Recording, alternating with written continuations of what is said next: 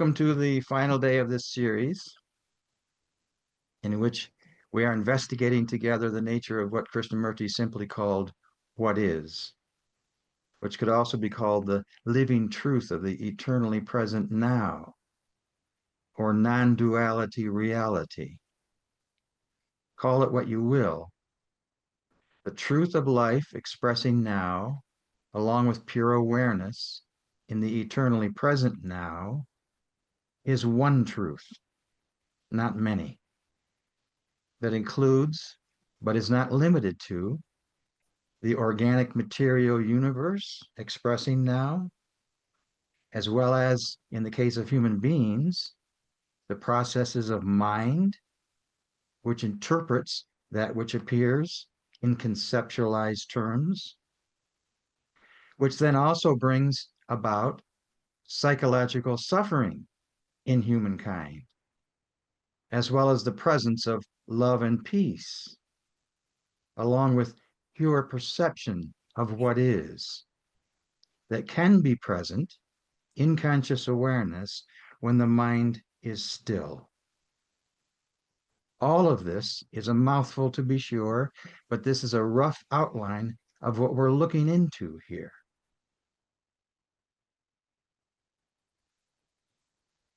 Identification with the content of mind is a significant evolutionary problem that is currently working itself out within humankind in the eternally present now. Since the advent of the human brain that brings into play objects that appear in consciousness created of mind, human beings have become increasingly mesmerized by the arising of concepts and thoughts, to the exclusion of living truth in the eternally present now. So this is what we are investigating today. What does it mean to live as an enlightened human being, unidentified with and thereby unattached to the content of mind? The last time we met, we inquired into the nature of true freedom, what Krishnamurti called freedom from the known. Today, we are inquiring into the nature of this same reality, only now we are giving it a different name, enlightened being, which is to be free from attachments to the content of mind, and thereby be free from the known. Being free from the known is to live as enlightened being. So when we speak of non-dual truth or non-dual reality, we are pointing to inner freedom from the content of mind, as well as enlightened being, because the reality of the presence of this here now, for which we use different words, is essentially one and the same. Enlightened being is realized when deep-seated constructs of mind that bring into being a false sense of separateness, together with a false sense of a separate entity called the egoic self, and the contradictions and conflicts that attachment to this mental state of being bring about, when such attachments to the content of mind let go and ultimately collapse into the eternally present now. And to the degree that this is so, the reality of the presence of pure awareness and inner light and love and peace come into the foreground of conscious being as one goes about daily life. To this end, there is a transformative process occurring within us now that burns away the dross, a process that ultimately unveils the truth of what is, that is occurring now within a vast silent space wherein there is total freedom from the known, and one lives as an enlightened being. So our inquiry today is, what is the nature of enlightened being? Excuse me. Before we begin, excuse me, with Krishnamurti's words, it's worth reiterating what we have said many times before, that the true nature of enlightened being is not found within a time-bound state of mind. Concepts are a product of mind, and focusing attention onto concepts as they arise limits one's overall view to concepts and thoughts, whereas enlightened being is not limited to concepts and thoughts, but is limitless and thereby open to all possibilities in the eternally present now, without limitations of mind coming into play. This is also where true learning occurs, which is always fresh and new. It's also worth reiterating that when we speak of the limitations of mind, we are pointing to an aspect of the totality of being as human beings. Just as when we point to the nature of enlightened being, we are pointing to an aspect of the totality of being as human beings, all of which expresses in the eternally present now in its many and varied ways, in and through us, both consciously and unconsciously, as one whole integrated movement of being, inclusive of all appearances as conceived of mind that come and go, as well as pure awareness of what is, which always remains everywhere at once, at all times, untouched and unmoved by the content of mind. Nothing that appears, whether consciously or unconsciously, is separate from the overall movement of life, appearing, unfolding, disappearing, and reappearing in the eternally present now, whether we are consciously aware of this fact or not. So even though it might seem as if humans are endowed with a unique capacity to consciously approach the one life expressing now from the standpoint of mind, with the hope of integrating into a wholeness of being that is conceived to be separate from us now, but is a place imagined of mind to which we aspire, the fact is there is only one life appearing now, transforming and evolving now, not many. And this one life includes all that appears in any given moment of time, including, in the case of human beings, anxiety, anger, and fear, as well as excitement and jubilation, along with moments of empathy and compassion, love, joy, beauty, and peace that come into the foreground of conscious being when limitations of mind are not in play. All of these states of being, one might say, that include the highs and lows and the in-betweens, along with peace, beauty, and joy that lies beyond, are aspects of the one life appearing now, whether we are conscious of this fact or not. So the question becomes, how do we understand this process that is unfolding and evolving both within and without, whether we realize it or not? This process that equates the totality of the material expression, as well as the totality of conscious being expressing now, within the stillness of pure awareness that is inconceivable from the standpoint of mind. As Ralph once said, this is a big bone to chew, which is true, but only if it's chewed from the standpoint of mind. So instead of chewing from the standpoint of mind, if we simply let go and thereby allow the transformative process to evolve and unfold as it will, while giving full attention to what is in the eternally present now, the meat on the bone will disappear of its own accord. And what remains in its stead is enlightened being in the here and now, absent the limitations of mind in play.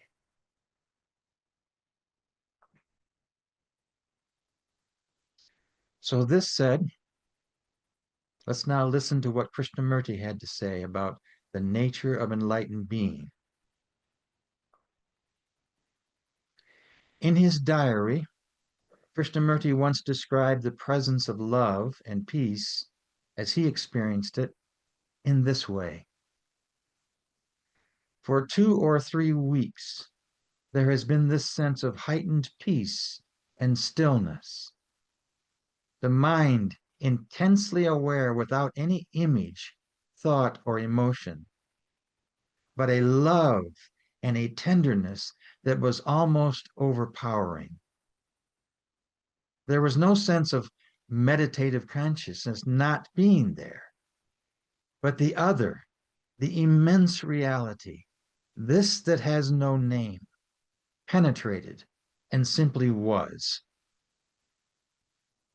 There was this silent intensity of being, and in this intensity, there is only being, and an ever increasing silence and immensity.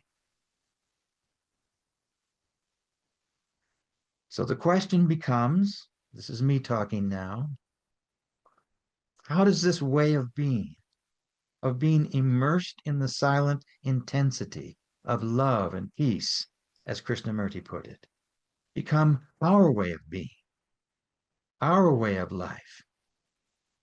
How does one not only awaken unto the truth of what is, but also be immersed in the truth of pure awareness and immense silence in the eternally present now?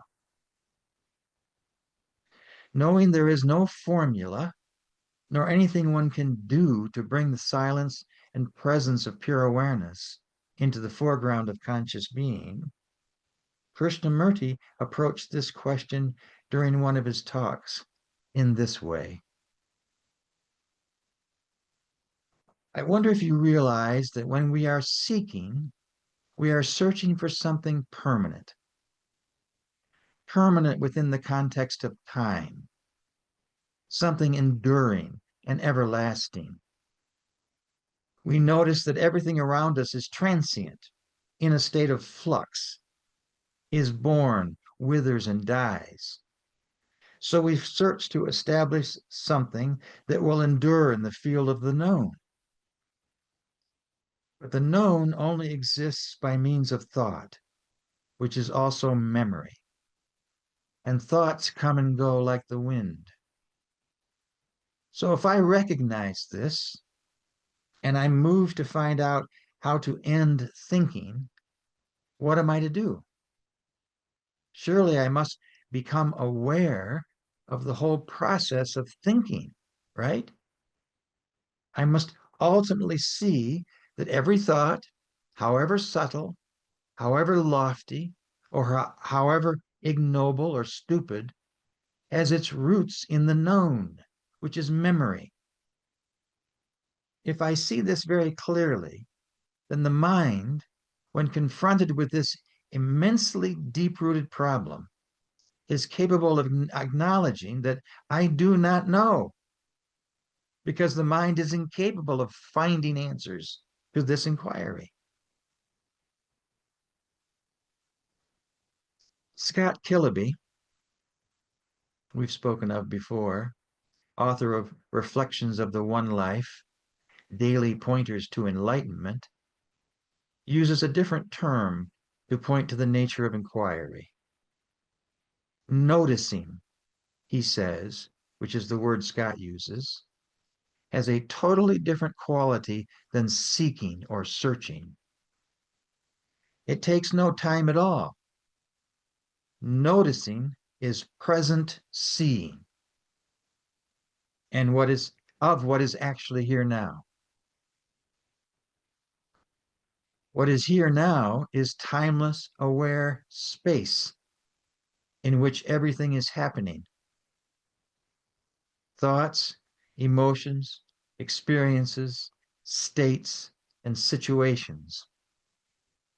And this aware space sees the conceptualized you, searching for a concept called enlightenment that hopefully occurs within another concept called the future. In this way, the sense of time arises in this timeless space, which is another way of saying that mind arises in this timeless space. So, what is enlightenment if it is not a concept? Is it real? Scott categorically says yes. Enlightenment is the present recognition that your true identity is this aware space within which thoughts arise, not the thoughts that arise, but the space within which thoughts arise. And recognition of this fact is enlightenment.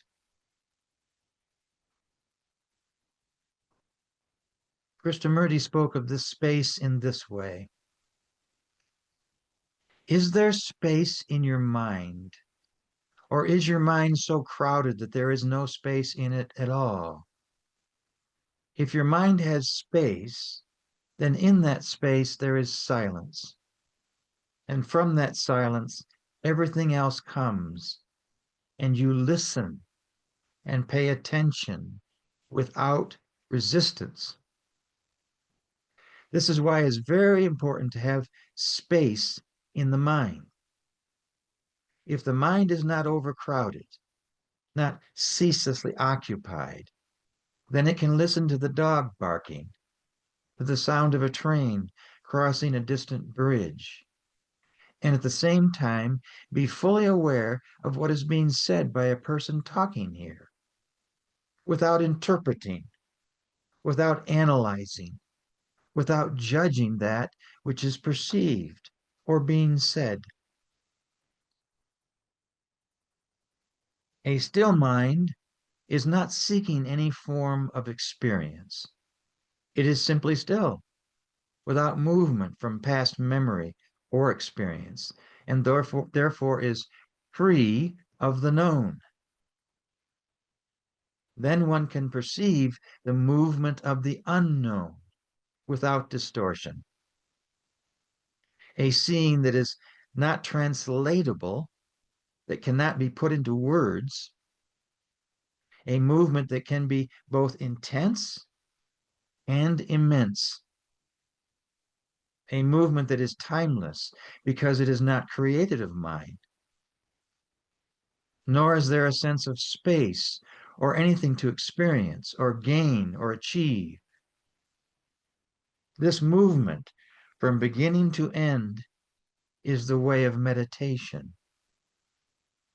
And the way of meditation is the way of enlightened being.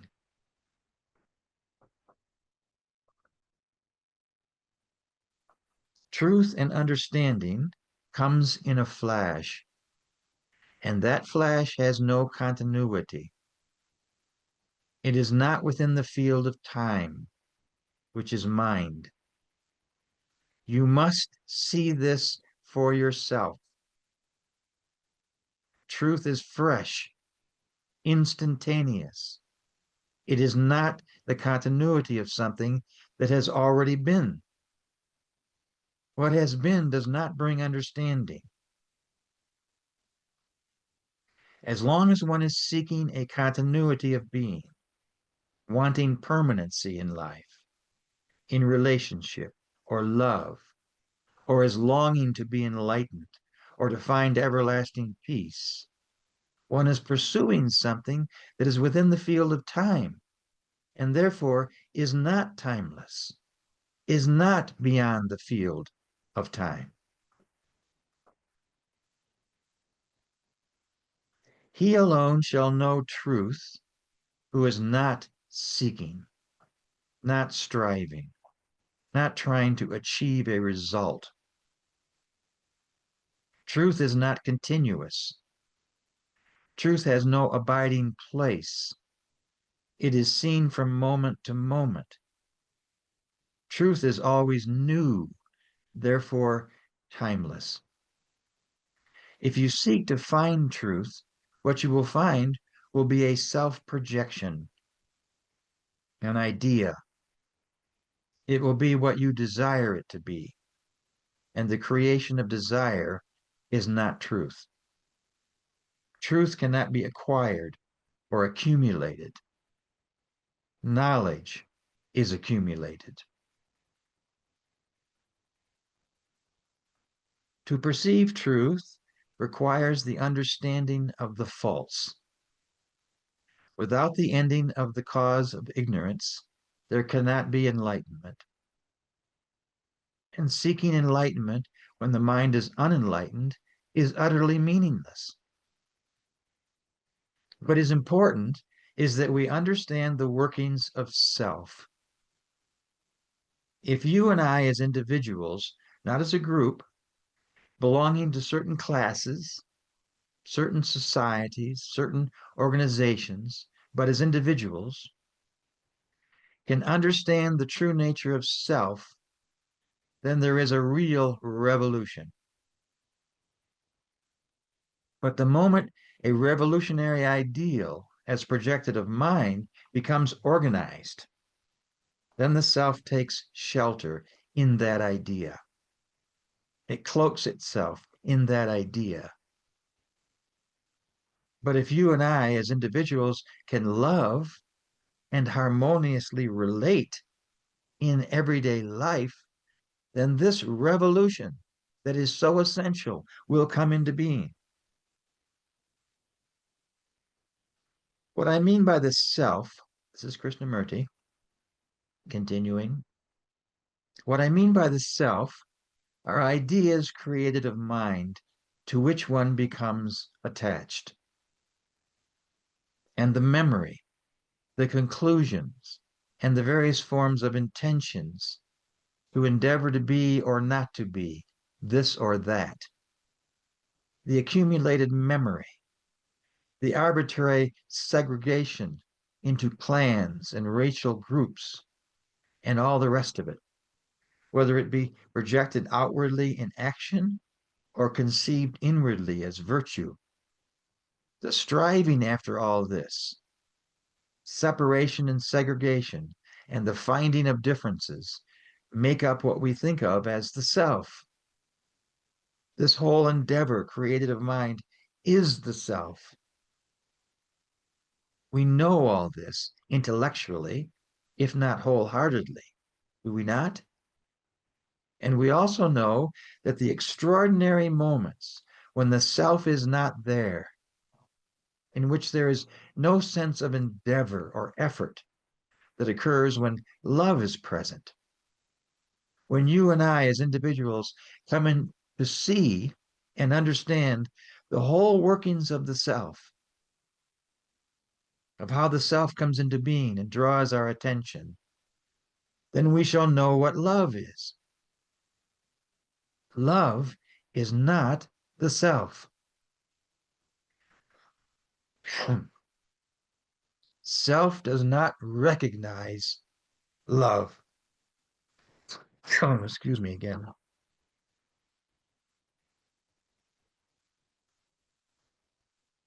I want to repeat that sentence. These are Krishnamurti's words. Self does not recognize love. Everything about us, within as well as without, our relationships, our thoughts, our feelings, is impermanent. Therefore, is in a state of constant flux.